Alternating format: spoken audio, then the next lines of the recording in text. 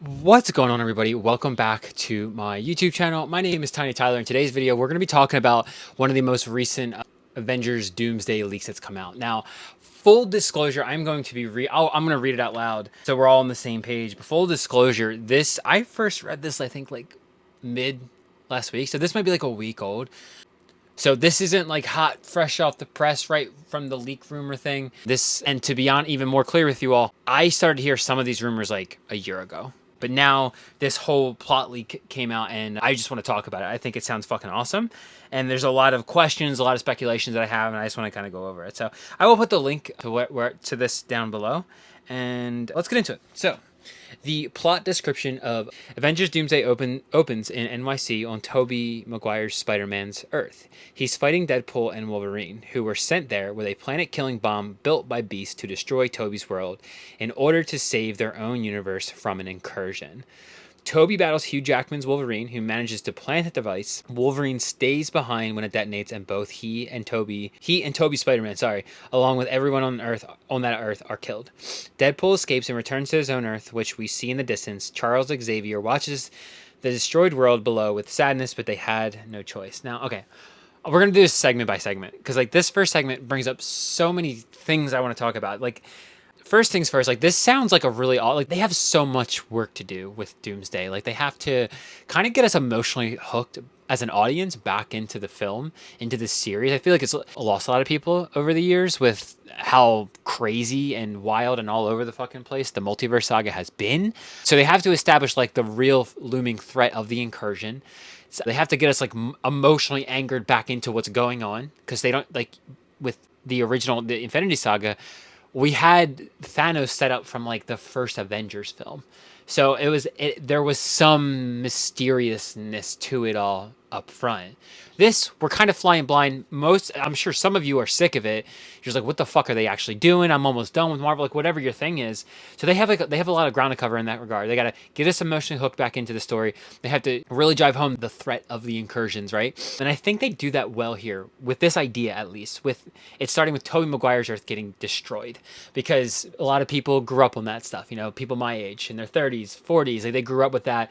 There's an emotional attachment to Tobey Maguire's Spider-Man. If they kill him and his Earth right away, like that really sets the foundation for how real the threat of the incursions are, and the emotional anchor of Tobey Maguire's Earth going bye-bye. So I think that's a really good idea, and I hope to see this, like Wolverine and Tobey Maguire Spider-Man fighting it out. Let's fucking go. That would be sick. That would be really sick. My only discrepancy with this whole point here is, which Wolverine is this? I'm like, I don't know if it's just me. Maybe I'm missing something over the years, but if I'm not mistaken, we have the Wolverine that was showed up in Deadpool and Wolverine, right? But the Wolverine from the original Fox X-Men timeline, the 1005 timeline, theoretically, depending on the year this takes place in, should be alive still. He didn't die in Logan until I believe that was 2029. So if they're in like 2026 or 2027, he should still be alive. Therefore, there's going to be two Wolverines on 1005. Unless Days of Future Past, like, I don't know. I'm curious to see if they actually even set anything up in that regard. Unless Days of Futures Past changed enough things, because we saw Famke Jensen at the end of Days of Futures Past, right? So her Jean Grey was theoretically still alive. So maybe it altered the timeline a little bit. But that also wouldn't make sense because Logan came out after Days of Futures Past. So depending on what year they place this in, there might be two Wolverines on 1005, and I'm really curious about that. Unless they place it after 2029, which then it would make more sense, because the whole story behind Deadpool and Wolverine was that like Logan died, therefore that universe was disintegrating. That wasn't the word they used, but yeah. So it would make sense that would have to happen, even if they're not in the same time, the year, that the timeline would cease to exist.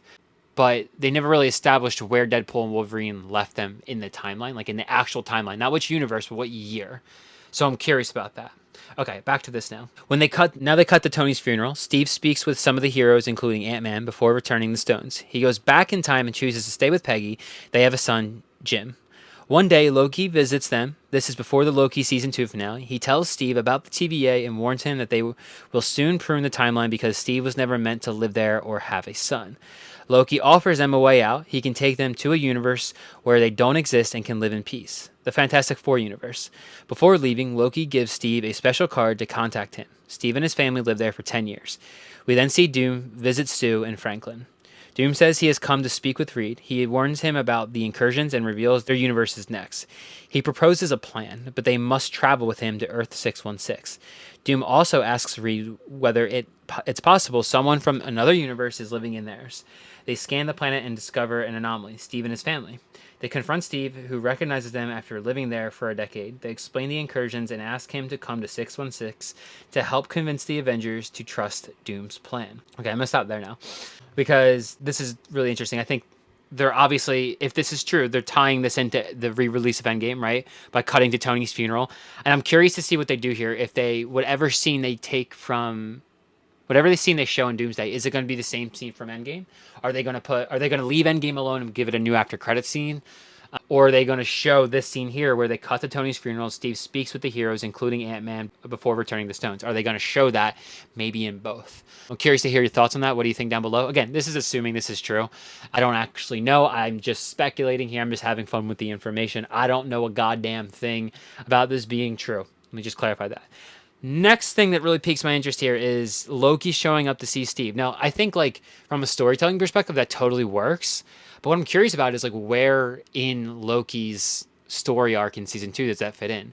It makes the most sense for it to happen when he's trying to figure out how to stop the loom from exploding, and he, like, just endlessly searches for information to learn. It would make sense for it to happen there. But it is interesting because it almost feels like it doesn't fit into Loki's story arc for him to even have time, which is kind of ironic to say. He doesn't have time to go see Steve, but I'll be curious to see how they fit that in there. And I think we're starting to see, like, a subtlety to Doctor Doom here, which is cool, because I think one of the things they have to do with Doctor Doom is really illustrate how formidable he is and how much of a fucking threat he is.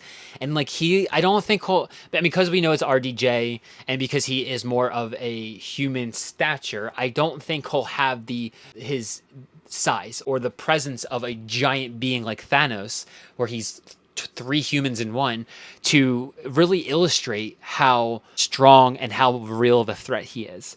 So I think they have to do it in other ways. And I think we're starting to see that here, because I think when he says Doom also asks Reed whether it's possible someone from another universe is living there, and they scan the planet and find Steve and his family, I think Doom's already going to know this. You know, I think he's already going to have this plan in place, but he's going to make the Fantastic Four, the Avengers, think it's all on them. They think that. Okay, back to this. So they travel there, and Steve successfully persuades the heroes to listen. Next, they visit the X-Men's universe, but the X-Men are hostile. They've survived multiple incursions and trust no one. They assume the MCU heroes and the Fantastic Four have come to destroy them and attack. Reed and Doom explain their solution: to build massive cannons on each Earth that will permanently separate the universes and stop the incursions. They will split it into teams, and each one will go to another Earth to place a cannon there. Meanwhile, Steve tells Thor he met a Loki who is still alive. Thor asks Steve to take him to him. Using Loki's card, they locate the TVA, but when they arrive, everyone is dead and Loki has his heart ripped out. Yeah, well, that's crazy. That's savage. They realize Doom is responsible. Steve goes back to confront Doom, who reveals his true plan: to allow the incursions to happen so he can rebuild the multiverse in his own image and resurrect his family. He takes Steve to his castle in Latveria on his Earth. There, Steve meets Doom's followers, masked witches. One of them impersonates Peggy to manipulate him. Doom reveals that Steve's presence in their universe is what triggered their incursion, because he didn't belong there. It also led to the death of Doom's family. Doom became obsessed with stopping the incursion, conducting dangerous experiments, one of which failed, killing his family and leaving him disfigured, forcing him to wear the armor and mask. As revenge, Doom kills Steve's son in front of him. Okay, I'm going to stop there, because I think that's exactly my point about, like, really finding, like, for this film to articulate and illustrate in a multitude of ways, like, how fucking threatening Doom is. So it doesn't feel like it's just, you know, Thanos had there was a sense that Thanos was, like, gonna fuck you up. You know, that, like, Ultron didn't really carry, in my opinion. that I think they need to establish with the gravity of this film. They need to establish that with Doom. And I think killing Steve's son is one amazing way to do it, because it's not like he's going around killing everybody. You know, it's not like he wiped out Xandar like Thanos did. Instead, he killed Steve's son. So there's like more of an emotional punch. And I think this is such a good idea if they do this. Okay, Doom announces that the Avengers are coming, and Latveria prepares for war. The Fantastic Four, the Avengers, and X-Men unite, march on Latveria. I am so curious who the Avengers are here. It's giving me this feeling I had when Civil War came out, where, you know, the emotional center of the film was Cap, it was Steve Rogers, but like it felt more like it should have just been an Avengers film, like Avengers Civil War. It feels like this again here, but it doesn't feel like an Avengers film, because you got the Fantastic Four and you have the X-Men, and you could argue the same thing with Infinity War and Endgame because the Guardians were in it, but the centerpiece of that film was still the Avengers. You know, at the center of it was still like the fact that they broke up, in a sense, from Civil War. So it still felt like it was about the Avengers. The Guardians were just coming in. This one, so far, and just from my opinion, you know, we still don't have trailers and any of that stuff. If this is true, it doesn't feel like a true blue Avengers film. It feels like it should just be called like Marvel's Doomsday, although from a business perspective, that doesn't carry the same weight as the Avengers franchise does. So I get all that, but anyway, back to this. So Thor prays to Odin, who sends an army from Valhalla to join the battle. Can you just imagine that for a moment? Like, what does that look like? Drop your comments down below. What does that look like? Odin sending a army from Valhalla. Yo. A massive war erupts as the Earths begin to collide. Eventually the universe crashes into each other and they are destroyed, killing everyone except Doom.